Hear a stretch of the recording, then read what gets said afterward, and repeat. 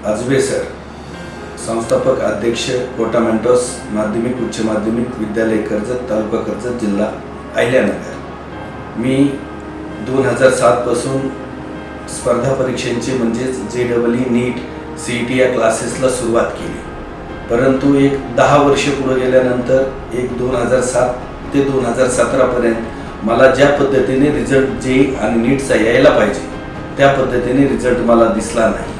याचं थोडंसं विवेचन केल्यानंतर लक्षात आलं की ह्या आपल्याकडे जी मुलं येत आहेत त्यांना बोर्डाला 10वी नंतर बोर्डाला 92%, 90%, 95%ची मुलं आपल्याकडे येत आहेत, परंतु त्या मुलांचं फाउंडेशन म्हणजे 6वी, 7वी, 8वी, 9वी, 10वीचं जे फाउंडेशन आहे हे फाउंडेशन क्लिअर नसल्यामुळं या विद्यार्थ्यांना यश संपादन करता येत। 1 जून 2018 मध्ये कोटा मेंटॉर शाळेची स्थापना करण्यात आली। शाळेमध्ये वेगवेगळे कोर्स राबवले जातात, त्यातीलच एक ब्रिज कोर्स। इयत्ता 6वी ते 10वी साठीच्या विद्यार्थ्यांसाठी हा कोर्स राबवला जातो। ब्रिज कोर्स म्हणजे जो विद्यार्थी 6वीत आहे त्याचा दिवाळीपर्यंतच सिलेबस पूर्ण होतो व दिवाळीनंतर 7वीचा सिलेबस पूर्ण केला जातो। तोच विद्यार्थी 7वीत गेल्यानंतर 8वी आणि 9वीचा अभ्यासक्रम शिकतो, तर 8वीत पुढच्या वर्षीचा।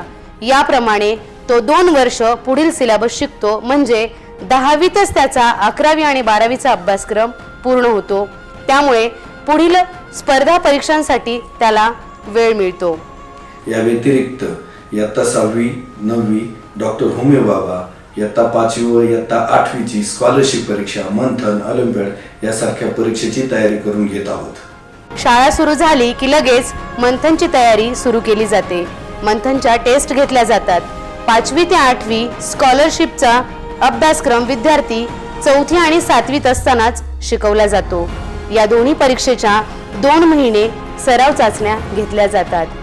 आपण शाळेमध्ये सोमवार ते शुक्रवारपर्यंत जेवढं टीचिंग होतं त्याच्यावर शनिवारी वायवा व रिटन टेस्ट घेत आहोत। शाळेमध्ये प्रशस्त इमारत, ग्रंथालय, भव्य मैदान, एअर कंडिशन क्लासरूम असून शाळेचा पूर्ण परिसर CCTVच्या देखरेखीखाली आहे। मुलांना शुद्ध पाण्याची सोय, ग्रामीण भागातून येण्यासाठी बस सुविधा उपलब्ध केली आहे। त्याचबरोबर वेगवेगळ्या प्रकारचे शासकीय उपक्रमही शाळेमध्ये राबवले जातात। सार्वजनिक स्वच्छता, महावाचन, महापुरुषांच्या जयंत्या, शासकीय कार्यालयांना भेटी, शैक्षणिक सहली, वेगवेगळ्या खेळांचे उपक्रम घेऊन शाळेने व्हॉलीबॉल स्पर्धेत तालुकास्तरीय प्रथम क्रमांकाचे बक्षीस पटकावले। 10वीची बोर्ड परीक्षा संपल्यानंतर जे फाउंडेशन बॅचसाठी विद्यार्थी येतात ते फाउंडेशनच्या विद्यार्थ्यांसाठी आम्ही JEE, नीट, CET असं फाउंडेशन घेतो आणि फाउंडेशन सुरू केल्यानंतर त्या विद्यार्थ्यांचं एकंदरीत 50 दिवसामध्ये त्यांना JEE, नीटचं काय आकलन होते त्या पद्धतीचं त्यांचं आकलन चाचणी एक घेतो आणि त्याचा जो रिझल्ट आहे तो पालकांना सांगतो। वास्तविक पाहता त्याचा जर कल आम्हाला नीटला दिसला तर आम्ही नीटसाठी त्यांना प्रवेश देतो, JEEला दिसला तर JEEला देतो। अशा पद्धतीने त्यांची प्रवेश प्रक्रिया फाउंडेशन बॅच नंतर पूर्ण करतो आणि 1 जून ते 31 डिसेंबर पर्यंत आम्ही 11वीचे JEE, नीट, CETचा सिलेबस संपवतो आणि 1 जानेवारी ते 30 जून पर्यंत आम्ही 12वीचा सिलेबस संपवतो। आता तुम्हाला प्रश्न पडला असेल की आपण सिलेबस जून एंड पर्यंत का संपवतो, आणखी 6 ते 7 महिने आहेत, मग कशासाठी घाई करायची?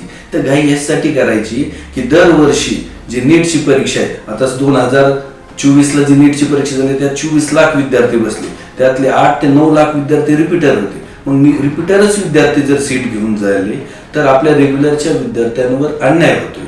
JEEला त्याच पद्धतीने होते, 30% विद्यार्थी रिपीटर राहत आहेत। म्हणून रिपीटरची बॅच कधी चालू होती?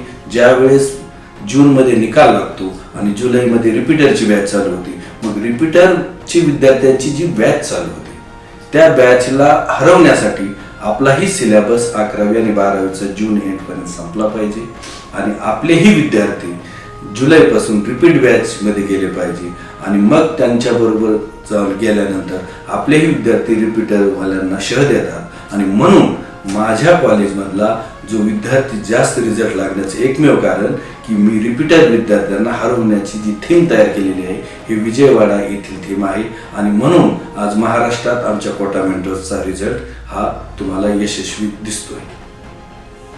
कोटा मेंटर्स प्राथमिक, माध्यमिक व उच्च माध्यमिक विद्यालय अविरतपणे विद्यार्थ्यांच्या सर्व गुण संपन्न विकासासाठी कार्यरत आहे आणि त्याचीच पोचपावती रिझल्टच्या स्वरूपामध्ये देऊन कोटा मेंटर्स कर्जत तालुक्याच्या शिरपेचात मानाचा तुरा मिरवत आहे.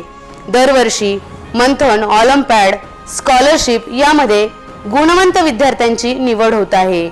IIT, नीट या परीक्षेत यश मिळवून ग्रामीण भागातील मुलं शहरांमधील नामांकित संस्थांमध्ये प्रवेश घेत आहेत. अर्चना नाकाडे या विद्यार्थिनीने देशामध्ये नीट परीक्षेत प्रथम क्रमांक मिळवून कोटा मेंटर्सची मान उंचावली. गेल्या वर्षी श्रीकांत संदीप कदम याने महाराष्ट्रामध्ये CET या परीक्षेमध्ये 99.68% मिळवून शाळेचा नावलौकिक वाढवला. या सर्व यशामागे प्राचार्य, शिक्षक, प्राध्यापक, पालक व विद्यार्थी या सर्वांचं सहकार्य लाभलेलं आहे. धन्यवाद.